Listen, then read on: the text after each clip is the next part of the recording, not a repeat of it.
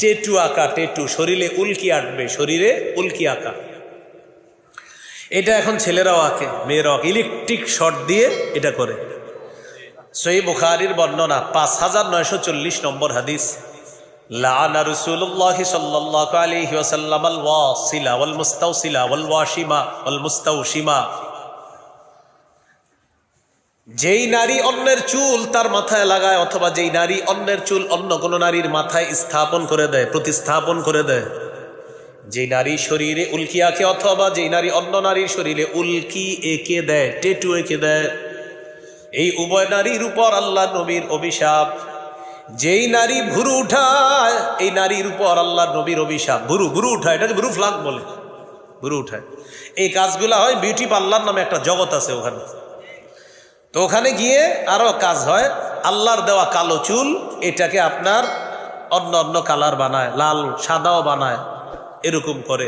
শয়তান আল্লাহর সাথে চ্যালেঞ্জ করছে সূরা নিসা, ওয়ালা আমুরান্নাহুম ফালা ইউগাইয়িরুন্না খালকাল্লাহ।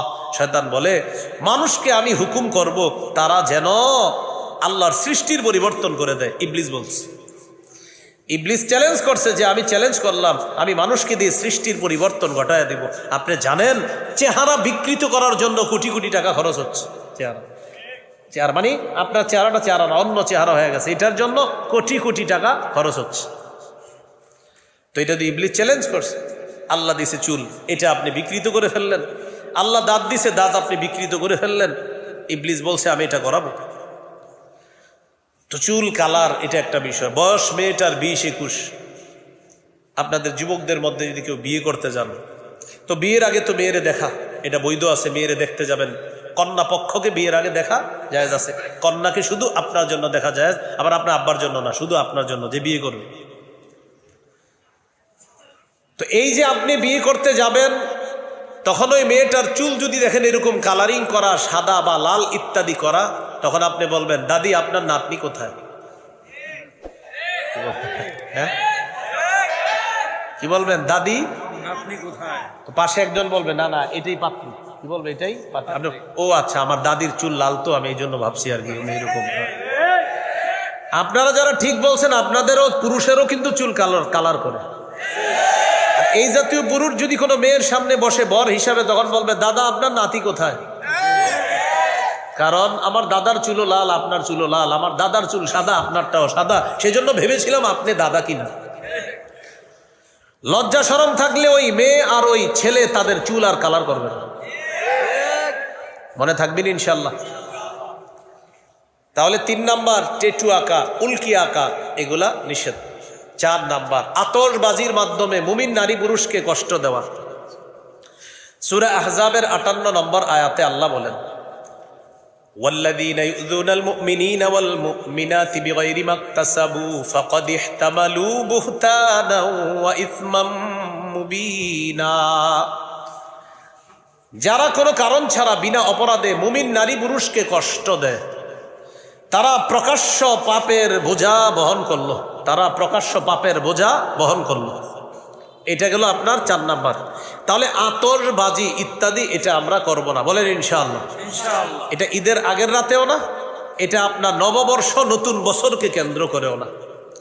5 নাম্বার গান বাদ্য করব না আমরা। এটা আপনার এই নববর্ষকে কেন্দ্র করেও হয়, নতুন হ্যাপি নিউ ইয়ার এটাকে কেন্দ্র করেও হয়, ঈদের আগের রাতে। 29টা 30টা রোজা রাখার পর ইবলিস আইসা বুঝায়, আমি এতদিন শিকলে আবদ্ধ ছিলাম, অনেক কষ্টে ছিলাম, আমি ছুটি পাইছি, এখন আমি আইসা গেছি, তুমি আর টেনশন করবা না, 2টা বক্স আনো, আইনা জোরে জোরে গান চালাও। হিন্দি আরবি ফার্সি বাংলা গান চলতেছে, তালে তালে নাচতেছে। আপনি কি জিজ্ঞাসা করবেন আচ্ছা গানে কি বলতেছে, আমাকে একটু বুঝাও তুমি, মানে ওখানে কি বলে একটু বুঝাও। তো বলবে না এটা তো কি আর বুঝি আমি, লাফাও কেন, তালে তালে লাফাইতেছে। এই কাজ করবেন না। এটা বিয়ের অনুষ্ঠানকে কেন্দ্র করেও না, এটা ঈদের আগের রাতেও না, এটা নতুন বছরকে কেন্দ্র করেও না। শুধু একটা কথা মনে রাখবেন, আল্লাহ রসুলের কোরআন তেলাওয়াত শোনা এটাকে বাধাগ্রস্ত করার জন্য মক্কার কাফের বিদেশ থেকে নর্তকী নায়িকা গায়িকা আর গান গল্প করে করে আনছে, যেন কাফেররা নবীর কোরআন তেলাওয়াত না শুনে এই নায়িকাদের গায়িকাদের গান বাদ্য মিথ্যা গল্প কাহিনী শুনে। সূরা লুকমানের 6 নম্বর আয়াতে আল্লাহ এটা বলেছেন, ومن الناس من يشتري لهو الحديث ليضل عن سبيل الله بغير علم যারা আল্লাহর রাস্তায় মানুষকে পথভ্রষ্ট করার জন্য, আল্লাহর রাস্তা থেকে সরানোর জন্য মিথ্যা গান, গল্প, নর্তকী ইত্যাদি তাদেরকে ক্রয় করে, না জেনে যারা এটা করে শেষে আসছে উলাইকা লাহুম আযাবুম মুহিন, তাদের জন্য অপমানজনক শাস্তি রয়েছে। নাউযুবিল্লাহ। হাদিসে রাসূল সাল্লাল্লাহু আলাইহি সাল্লাম বলেছেন, লা তাবিউল কাইনাতি ওয়াল মুগান্নিয়াত ওয়া লা তাশতারুহুন্না ওয়া সামানুহুন্না হারাম। গায়িকা নায়িকা কিনবা না, বেচবা না, এটার উপার্জন হারাম। বাংলাদেশের কাউকে এই গান বাদ্যের জন্য বিদেশে পাঠাবা না, বিদেশের কাউকে এনে 3 কোটি টাকা দিবা না। এক্সপোর্ট ইম্পোর্ট নিষেধ।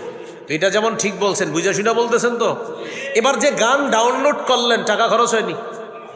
আরে গান ডাউনলোডে টাকা খরচ হয় না? তো সেখানে এই যে কিনলেন, এই যে আপনি গান কিনলেন, এখন বলবেন হুজুর বুদ্ধি করে তাহলে ডাউনলোড করবো না, এমনি দেখবো। এমনি দেখলে টাকা খরচ হয়নি? হ্যাঁ, এই হাদিসের ধমকের মধ্যে আপনিও আছেন।